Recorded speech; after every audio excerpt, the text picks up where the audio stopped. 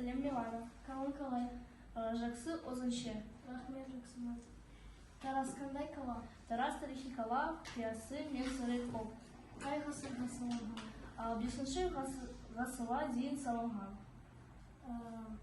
Қандай өңдері бар?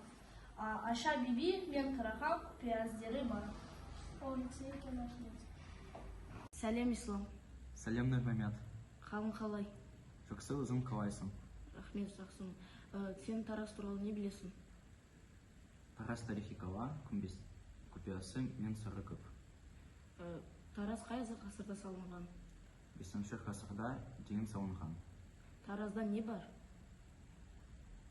Айша биби мен Қарахан күмбездері бар. О, жақсы екен. Сау бол. Менің атым Вика. Мен 7-ші сыныпта оқимын. Мен 12 жастамын. Мен отбасымда 4 адам бар. Мен олар анам, әкем, сіңілім және мен. Мен отбасым тату-тәте тұрады.